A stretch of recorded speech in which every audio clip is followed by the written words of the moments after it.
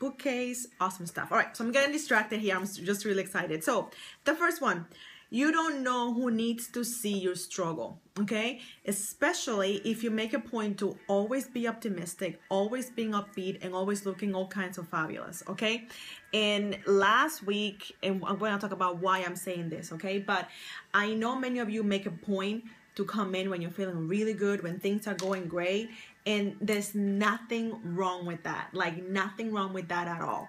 However, if you're always coming in perfect, people are gonna have this crazy idea that everything is always great for you, and they're gonna feel even worse about themselves because you're not showing all of who you are. Hi Kay, thank you for joining. You have to show the real you completely, the good, the bad, and the ugly, like Clint Eastwood would say.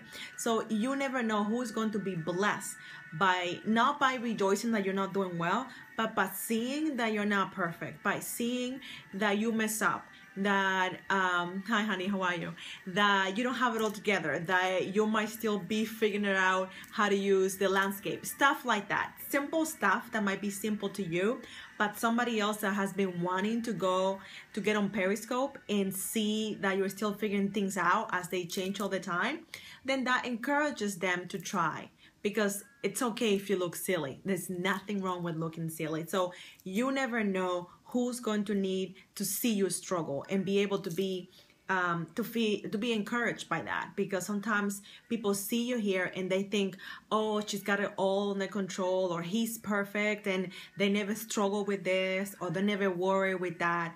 But in reality, they do. So I don't know if this is for someone in specific, but I know that it's totally okay to show your struggle, because you never know who's gonna be blessed by that. So that was number one. You don't know who needs your struggle. Number two, as you share your mess, you help yourself, especially if you are live streaming, okay? If you are on a broadcast, either using Meerkat, Periscope, or Blab, you have to look at yourself. And as you're sharing how you feel, you are looking at yourself, which I love that. I know many people don't like to look at themselves, and that's something that I had to work through, and now I don't mind. Some might say that I like to look at myself way too much, which I don't think is possible. But anyway, as you are talking to other people, you have to, that person that looks back, it's you. So you are encouraging yourself as you're sharing how you feel, as you're sharing how badly or how good you feel. You are telling yourself it's okay. You are telling yourself things are gonna get better. And as you hear yourself, you realize, wow, that is not as bad as I thought it was. Wow, I'm not doing as badly as I thought. Oh, that's funny. Oh, okay, you can understand your voice? Hey, somebody else told me the other day that I sounded like Rosie Perez, and I chose to take that as a compliment. Maybe because she speaks really fast, and maybe because I don't think she has an accent. I mean, she has a Brooklyn accent, I think. But hey, it's a compliment. So sometimes you just gotta get used to that. Oh, thank you, Dana. But you know, some people might not. So it's something that you have to work through for sure. So you sharing that you don't like your voice, somebody else might say, oh, I don't like my voice either, and that's something that I have to get over. Oh yeah, definitely a compliment. She's a beautiful woman. So I was not insulted. Someone else, it's just an example. Someone else might be insulted by that. That's what I was trying to say. That we just have to work through that stuff and then not share our message and what's happening to us because we're uncomfortable. We only grow when we become uncomfortable. When we become comfortable being uncomfortable. And that's easier said than done, I'm sure. But it's the best thing that you can do. So that was number two. As you share your mess, you help yourself, which is so, so key. Number three, you allowed others to bless you. If you did not watch my scope last week, I scoped about feeling really blue. Like I was just in a really, really dark place. And I stay away from social media. I didn't tell anyone about it until after the fact. And then I just came and confessed and I share I was feeling really bad. I was feeling really awful. And I just went into detail. And so many people reached out to me and saying, Catherine, you have no idea how much it blessed me when you share with us how you felt. And on top of that, I was able to encourage other people. And I even had a friend, and I've been waiting to do this today because I was just looking for the right thing to do it. I got a package in the mail. And now, I don't know about you, but I order quite a few things from Amazon. One, because it saves me time and things are cheaper and it's just convenient. So I didn't think I had ordered anything from Amazon, but I saw this yellow envelope, which is always good. Like, it's always good to have a yellow envelope. Hi, Grateful Chick, how are you? So awesome to see you here. My goodness, I feel so excited. But anyway, I opened this package and it was from my friend Dana. And I love this package for so many reasons, but she sent me this card in the mail, and then she signed it with a sparkly kiss, okay? Sparkly kiss in the mail, and she just sent such beautiful words. She just took the time, she's very busy. She took the time to send something in the mail and just encourage me. I was just blown away by that, by her sheer desire to just bless me and take the moment to encourage me. And she sent me makeup. So if you have met me or seen me, you know that I love everything jewelry and makeup. It's like one of my favorite things.